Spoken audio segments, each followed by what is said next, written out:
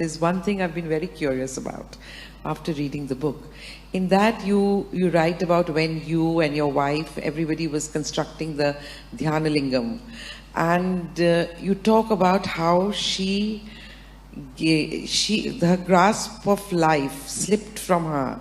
It became the thread of life or the grasp of life, something to that effect, became very fragile when she could not hold on to it and she passed away. What exactly did you mean by that?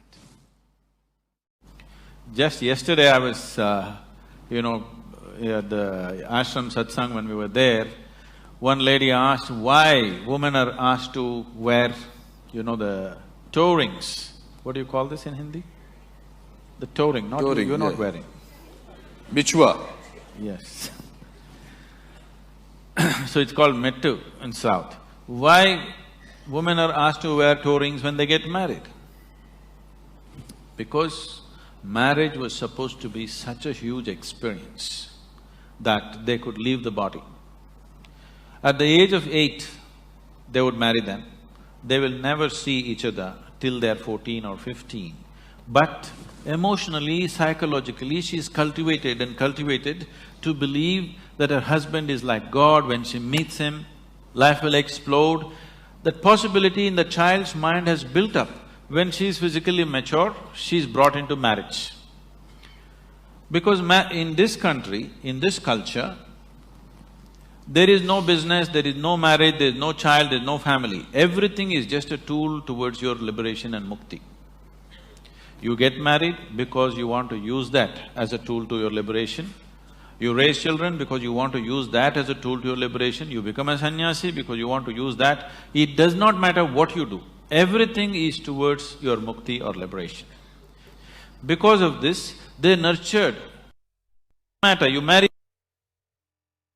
and you feel an ecstatic sense within you simply because of the union within yourself, not because of what somebody else is doing. So now in a marriage, what somebody else is doing or what your husband or wife is doing doesn't matter, just the way you are is an explosive experience.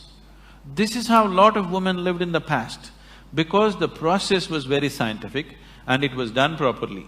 So they put this metal on the toes and also on the ring finger always, because if there is metal on certain strategic places in your body, you will not accidentally leave your body. So when you do spiritual sadhana, when we notice somebody is becoming very intense, first thing is, I will gift them a simple copper ring, which they must wear and they cannot remove without you also. They must wear and they cannot remove without permission. Because if this simple metal is on the ring finger, when they get into certain states of exuberance, by accident they will not slip out of the body.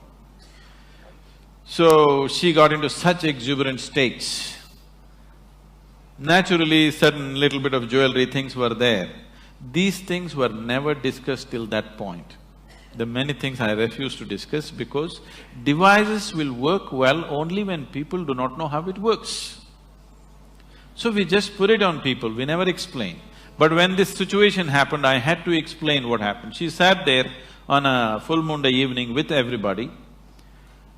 There were people around, and after 5 minutes, it is in the shrine, she got up and went.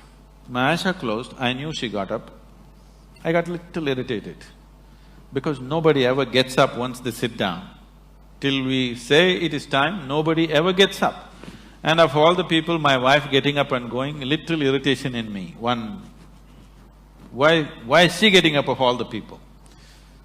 Then I ignored it and I sat down. After 5 minutes, she came and sat down. In another 7-8 minutes, she just went like that. When I looked, she was gone, with a big smile on her face. Then I looked, she has removed her nose ring, she's removed her bangles, she removed her toe rings. See, she did not know intellectually, but at that moment she felt this is what is stopping her. And she pulled out all those things, kept next to the wash basin and came back.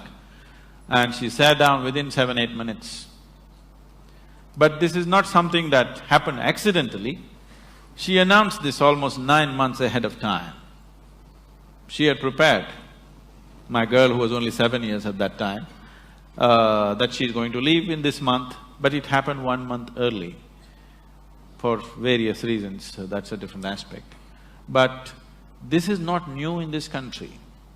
Any number of yogis just sit down, announce to everybody and leave their body. This whole